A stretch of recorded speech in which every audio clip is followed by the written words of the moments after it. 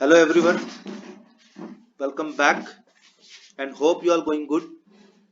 So students, this is my first video for GST revisions for CA Inter students for upcoming examination January or February examinations 2021.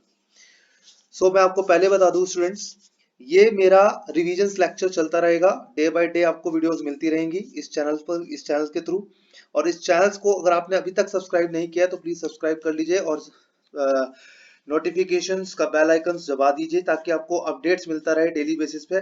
और मैं आपको simple पहले 1 से 1.5 minute आपका ये चीज के लिए लूंगा, जो मैं जीएसटी के रिविजन्स आपके लिए लेक्चर्स के लिए सामने देख रहे होंगे आप, इसमें जो समरी नोट्स आपको आपने स्क्रीनशॉट पे देख रहे होंगे, तो उसके लिए अगर समरी नोट्स आपके पास नहीं है और तो आपको मेरे टेलीग्राम चैनल्स पर मैं आपको डिस्क्रिप्शन पे लिंक दे दूंगा उसका, तो आप उसको ज्वाइन कर सकते हैं।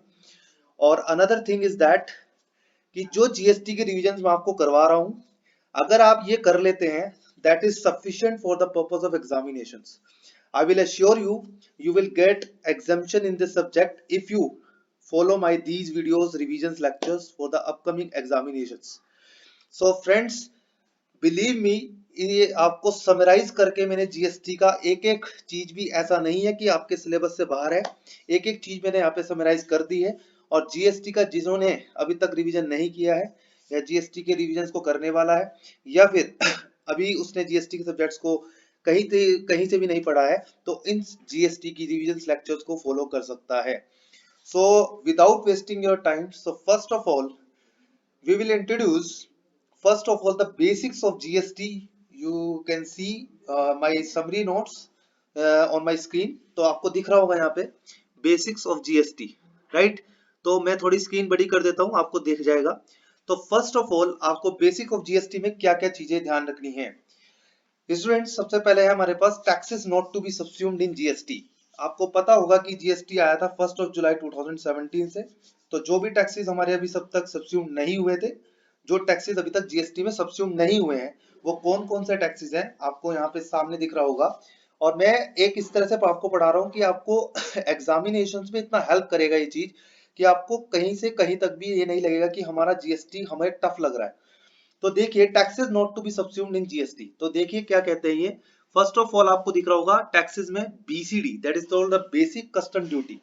तो फर्स्ट है हमारा बेसिक कस्टम ड्यूटी, सेकंड है हमारा electricity duty, and third one the stamp duty and property taxes, fourth one is the excise duty on alcoholic liquor for human consumption, fifth one is the petrol, diesels and entertainment taxes local authorities. यानी कि आपको दिख रहा होगा कि basic custom duty, electricity duty, stamp duty and property tax, excise duty on alcoholic liquor for human consumption, patrols, diesels और entertainment taxes local authorities का। अगर आपको देखना होगा कि आप कहोगे स्टेट गवर्नमेंट्स का जो लोकल टैक्सेस लगते थे, क्या वो सब्स्यूम्ड हो चुके हैं जीएसटी में? Answer is yes. तो यानी कि आप देख रहे होंगे कि हमारा लोकल अथॉरिटी का एंटरटेनमेंट टैक्स आज भी जीएसटी में सब्स्यूम नहीं हुआ है, यानी कि लोकल अथॉरिटी का एंटरटेनमेंट टैक्स आज भी लग रहा है। तो आपको ये एग्जाम में एमसीक्यू में क्वेश्चन मिल जाएगा कि what are the taxes not to be subsumed in the GST. तो आपको 4 ऑप्शंस मिल जाएंगे इसमें, तो आपको एमसीक्यू में हेल्प करेगा ये। और अगर किसी को ये याद रखना हो तो मैंने आपको शॉर्ट फॉर्म में भी बता रखा है कि E square S B, that is मैंने यहाँ पे लिखा हुआ ई स्क्वायर एस बी ने alcoholic liquor petrol and diesels में क्या करा है, पेट्रोल्स एंड डीजल्स में के साथ एंटरटेनमेंट किया। यानी कि शॉर्ट फॉर्म्स में आपको मैंने एक निमोनिक दिया है कि ई स्क्वायर एस बी ने alcoholic liquor petrol and diesels के साथ एंटरटेनमेंट किया। तो अगर आपको ये चीज याद रखनी है इस तरह से, तो आप इस तरह से भी याद कर सकते हैं। तो first thing I have finished the taxes not to be subsumed in the GST in introduction of GST revisions. तो second one is the concept of the dual GST. आपको पता है कि हमारा जीएसटी का जो कंसेप्ट है डुअल बेस पे चलता है, that is called the CGST and well as SGST. Dual GST मतलब सेंट्रल गवर्नमेंट का, सेंट्रल गवर्नमेंट का मतलब जो सीजीएसटी है, और स्टेट गवर्नमेंट का SGST. GST impose concurrently, that is the central and state taxes impose on the supply of goods and services. It means that कि अगर आप देखते हो कि जीएसटी हमारा लगता है ना, वो कंकरेंटली बेसिस पर लग रहा है, that is called central and state taxes, जो कि इम्पोज किया जा रहा है on supply of goods and services. तो स्टूडेंट्स, ये जो चीज है आपके सामने दिख रही है, ये हमारा सप्लाई है, यानी कि supply of goods and services पर हमारा जीएसटी लग रहा है। ये दूसरी चीज जो आपको बेसिक्स में याद रखना है। Third one is the short note on GST councils. अगर आप देख रहे होंगे तो short note on GST councils का मतलब क्या है। यहाँ पे क्वेश्चंस इस बार भी सीए फाइनल के लेवल पे एग्जामिनेशन पे क्वेश्चन पूछा गया था कि जीएसटी काउंसिल्स की रिकमेंडेशंस क्या है, उस क्वेश्चंस पे आया था आपके पास। And another thing is short note on GST councils में as per articles 279A of the constitution, यानी कि अगर क्वेश्चन में शॉर्ट नोट आता है आपको जीएसटी काउंसिल पे आप एक शॉर्ट नोट लिखिए तो आप लिख सकते हैं as per the articles 279A of the constitution empower the president to constitute the joint forum of the central and state is called as GST council. यानी कि आर्टिकल्स 279A की रेफरेंस आपको देनी है कॉन्स्टिट्यूशन की और वहां पे लिख देना है कि this articles of the constitution empower the president to constitute the joint forum of the central and state is called as GST council। यानी कि इस आर्टिकल्स 279A ने पावर दी हुई है जीएसटी प्रेसिडेंट को, अपने को हमारे प्रेसिडेंट जो है उनको एम्पावर करता है कि आप एक जॉइंट फोरम बनाइए that is called central and state level पे और उसको बोला जाएगा that is called GST council. Provisions relating to GST councils come into force 12 सितंबर 2016। यानी कि जो हमारे जीएसटी काउंसिल से रिलेटेड प्रोविजंस आए थे वो आए थे 12 सितंबर 2016। ये डेट आपको ध्यान रखनी है, एग्जाम्स में अगर शॉर्ट नोट आता है तो ये पॉइंट्स आपको लिखने हैं। President constitute the GST councils on 15 सितंबर 2016। देखिए स्टूडेंट्स किस तरह से मैंने डिजाइन किया है ये चीज कि अगर आप देखोगे कि यहाँ पे लिखा है कि प्रोविजन जो जीएसटी काउंसिल्स को लेकर के है वो 12 सितंबर को आए थे और प्रेसिडेंट ने जीएसटी काउंसिल को कॉन्स्टिट्यूट किया था 15 सितंबर 2016। तो ये चीज आपको एग्जाम्स में लिखनी है अगर शॉर्ट नोट आता है। और नीचे लिखना है union finance ministers that is हमारे चेयरमैन रहेंगे, ministry in charge of finance और टैक्सेशन मेंबर्स रहेंगे, union ministry of state in the charge of revenue member रहेंगे। यानी कि अगर क्वेश्चन आता है जीएसटी काउंसिल्स पे तो आपको आर्टिकल्स 279A की रेफरेंस देनी है और नीचे जो यहाँ पे यूनियन फाइनेंस मिनिस्टर हैं, ministry in the charge of finance और taxation, union ministry of the state in the charge of revenue, ये हमारे legislative members, state legislative members रहेंगे। तो ये आपके जीएसटी काउंसिल्स के मेंबर रहने वाले हैं। यानी कि क्वेश्चंस आपको दोनों फ्रेम में आ सकता है, या तो जीएसटी काउंसिल पे शॉर्ट नोट लिखिए और जीएसटी काउंसिल मेंबर कौन है उनको ऊपर भी आपको लिखना ही है, ठीक है। Another is fourth point is, आप देख रहे होंगे स्क्रीन पर कि फोर्थ पॉइंट है हमारा list provided under the 7th schedule to the constitution of India.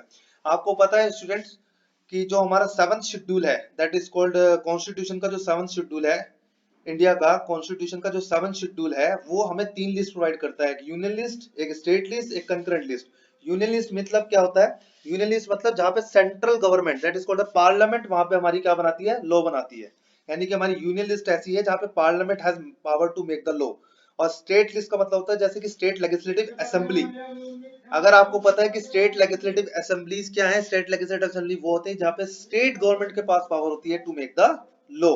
And the concurrent list is that both the central government and the state government has make a power to make the law.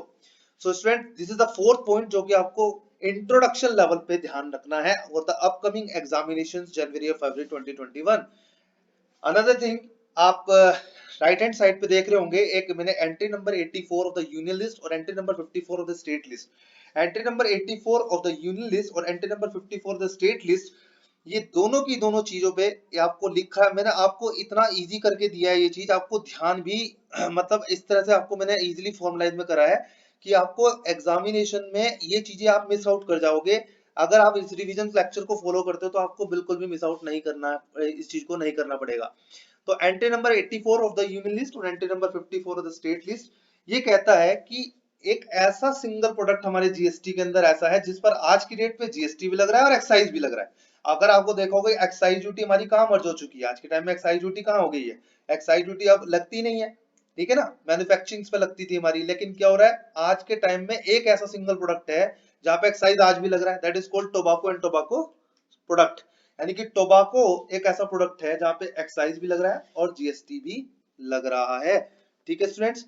Another thing ये है हमारे पास, यहां तक आपको introduction level पे इतना ध्यान रखना है स्टूडेंट्स। ये मेरी पहली वीडियो है और बेसिक्स में अगर आपको वीडियो पसंद आई हो तो प्लीज इसमें कमेंट्स करके मुझे बताइएगा कि क्या और इंप्रूवमेंट इसके अंदर हो सकता है।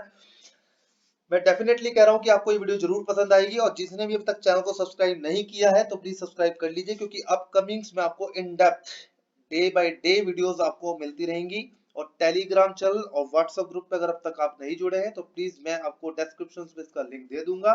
और डेफिनेटली अगर वीडियो पसंद आई तो प्लीज लाइक करना, कमेंट्स करना, शेयर करना मत भूलें। Thanks a lot guys, thank you so much.